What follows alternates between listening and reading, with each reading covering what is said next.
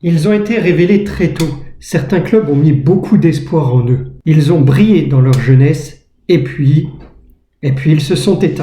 Mis à la retraite beaucoup trop tôt, engagés dans un club de seconde zone, voire dans un championnat exotique, et même parfois souhaitant changer de sport, certains footballeurs n'ont pas eu la carrière qu'on aurait pu leur prédire. Je voulais en faire une vidéo et vous présenter 5 footballeurs qui avaient une grande carrière devant eux et finalement se sont révélés être des déceptions. Allez, installez-vous confortablement et regardons ensemble ce top 5 des 5 footballeurs les plus décevants. Mais avant, pensez à vous abonner et vous pouvez aussi me retrouver sur mon Instagram pour suivre mon actualité et savoir en avance quel sera le thème traité lors du week-end suivant.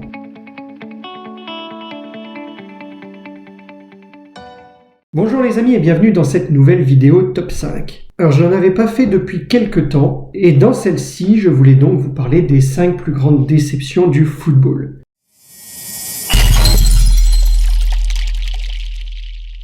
Alors le premier est donc Freddy Adu.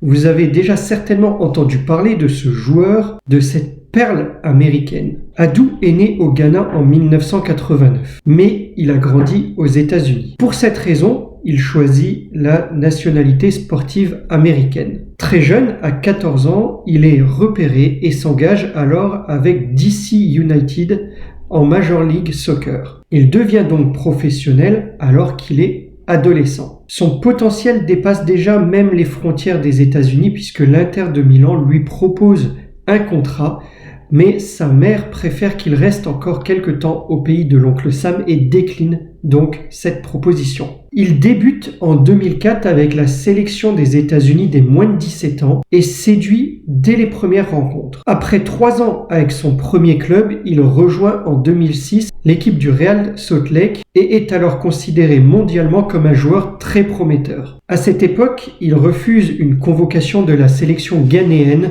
préférant se concentrer et réaffirmer son intérêt pour la sélection américaine. Le Ghana aurait alors aimé l'envoyer à la Coupe du Monde 2006 en Allemagne. Malgré ce souhait, le sélectionneur américain de l'époque, Bruce Arena, ne le convoque pas, ne le sélectionne pas dans l'équipe américaine qui part justement pour l'Allemagne. Bruce Arena préfère des joueurs évoluant en Europe et Freddy Adu manque alors l'occasion de devenir le plus jeune joueur participant à une Coupe du Monde. Il en tire la leçon et l'année suivante, il fait ses bagages et signe au Benfica Lisbonne. Il est alors prêté à Monaco et commence doucement sa descente aux enfers. Il n'apparaît que très peu sur le terrain avec l'équipe de la Principauté, seulement une dizaine de titularisations. C'est sa première mauvaise décision et ce sera la plus lourde de sa carrière. Malgré tout, il joue avec l'équipe nationale et marque. En club, il enchaîne alors à partir de là plusieurs prêts. Belenenses au Portugal, alors excusez pour l'accent, Aris Salonique en Grèce, Sion en Suisse. À peine 20 ans, il a déjà écumé beaucoup de pays et beaucoup de clubs. Et surtout, à l'aube de l'année 2011, il se retrouve sans club. Finalement, courant de l'année 2011, un club turc de seconde division, Rizespor, lui propose un contrat. Ce contrat lui permet même de réintégrer la sélection nationale. Finalement, au Mercato 2011, il est définitivement transféré dans son pays d'origine, dans l'équipe de Philadelphia, pour ce qui restera une de ses périodes les plus stables, 2 ans. Puis il enchaîne des contrats au Brésil, en Finlande, aux États-Unis, où il marque un but alors qu'il n'avait pas marqué depuis 3 ans, et même en Suède, où il évolue encore jusqu'en 2020. À Auxerre, ça c'était quand je l'avais pris à Football Manager. Pour lui, il le dit, la pire décision de sa carrière fut de s'engager avec l'équipe de Monaco. Quand il était au Benfica, il évoluait aux côtés de Di Maria et affirme qu'il était meilleur que lui. Bon, ce ne sont que ses propos. En tout cas, voilà certainement un beau gâchis pour les États-Unis et pour le foot en général.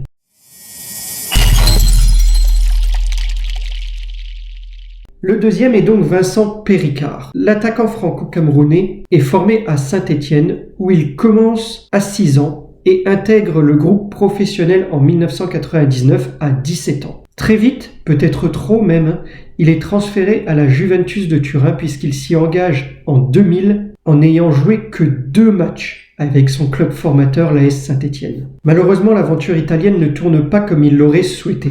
Il joue effectivement régulièrement, mais avec la réserve. Il ne compte que 2 matchs avec l'équipe A. Entre 99, date où il passe pro à Saint-Étienne, et 2003, date de la fin de son aventure à la Juventus de Turin, il aura joué 4 matchs avec les A. Et en plus, il se fait virer de la Juventus de Turin pour avoir dragué sa prof d'italien qui était en couple, ça il ne le savait pas, mais qui était en couple avec l'un des directeurs de la Juventus.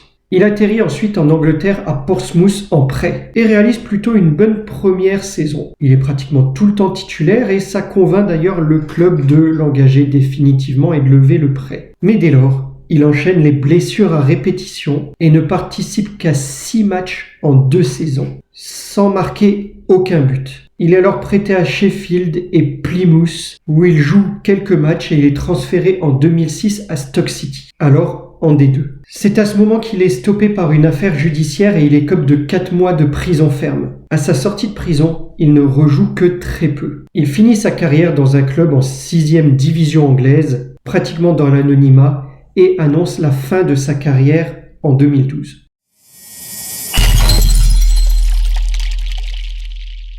Alors le troisième joueur est peut-être pas aussi connu en France en tout cas, mais pourtant Kerlon était un grand espoir brésilien. C'est un avant-centre qui a commencé sa carrière professionnelle à Cruzeiro. Très habile, vif et technique avec le ballon, il n'avait aucun mal à effacer les défenses au Brésil. Beaucoup d'observateurs à l'époque voyaient en lui le nouveau Ronaldo ou le nouveau Ronaldinho. En 2005, lors du championnat d'Amérique du Sud des moins de 17 ans, il termine meilleur buteur et de grands clubs, notamment européens, se renseignent sur lui. Il signe finalement avec l'Inter en 2008 pour être immédiatement prêté au Chievo Vérone afin de faire un peu ses preuves. Malheureusement, il ne joue que très peu, 4 apparitions, dues à une condition physique pas vraiment au top. Il est ensuite prêté à l'Ajax, puis à un club brésilien. Il commence doucement à s'enfoncer à cause de multiples blessures à répétition, notamment au genou. Entre 2008 et 2011, il ne dispute que 8 matchs. Il est définitivement transféré au Brésil, mais il ne joue qu'un seul match.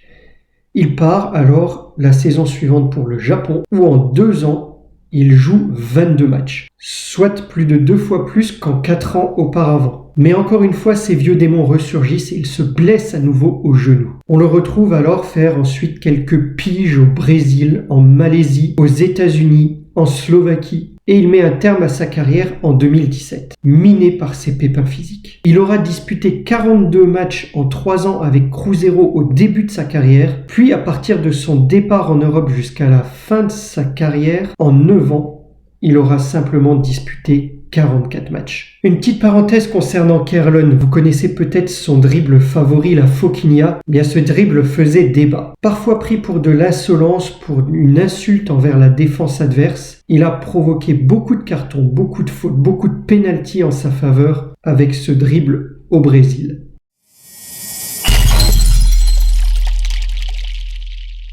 Allez, le quatrième est un joueur que j'appréciais particulièrement, Mourad Megni, qui était un milieu de terrain souvent comparé à Zidane dans sa jeunesse pour sa technique et son toucher de balle. Franchement, c'était un joueur qui était très agréable à voir évoluer. Après quelques apparitions avec les Bleus Espoirs, il choisit la sélection algérienne. En club, il passe professionnel à Bologne, puis il est prêté à Sochaux et il signe en 2007 à la Lazio de Rome. Il est alors au sommet de sa carrière. Mais au bout de quelques temps, il enchaîne les blessures, reste indisponible un long moment et n'arrive plus à récupérer une place de titulaire. Dès lors, en manque de temps de jeu, il navigue entre plusieurs clubs qataris sans retrouver sa gloire d'antan. Il s'essaie même en 2015 au futsal en revenant en France. Dernièrement, il évoluait encore au Val-de-France en Seine-et-Marne en 8e division. D'après les observateurs, il aurait toujours la même aisance avec le ballon, le même talent et la même classe. Mourad Megni était vraiment très fort. Pour l'avoir vu jouer, il était vraiment très fort. Mais comme pour beaucoup, des blessures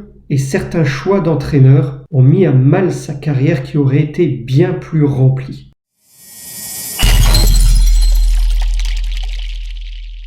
Allez, pour le dernier, j'ai donc choisi Florent Sinama-Pongol. Ce nom est indubitablement associé à celui de son cousin par alliance, Florent Le Tallec, avec qui il formait une paire d'attaquants redoutables et prometteurs, avec en point d'orgue la victoire lors de la Coupe du Monde des moins de 17 ans en 2001. Il finit d'ailleurs meilleur buteur de la compétition. Recruté alors par Liverpool, les Reds le laissent en prêt 2 ans au Havre, son club formateur. Il continue à démontrer toutes ses qualités qu'on lui connaît et qu'on lui a reconnues lors de la Coupe du Monde. En 2003, il arrive donc à Liverpool en pleine confiance et apparaît en intermittence avec l'équipe première. Puis Benitez arrive à la tête du club et là, son temps de jeu diminue drastiquement. Il veut alors se relancer en Espagne, au Recreativo Huelva. À cette période, il gagne sa première et unique sélection avec les Bleus. Réalisant de bonnes performances, il s'engage alors avec l'Atlético de Madrid. Mais à Madrid, la concurrence est forte avec Forlán et Agüero. Trop forte pour lui, il quitte le club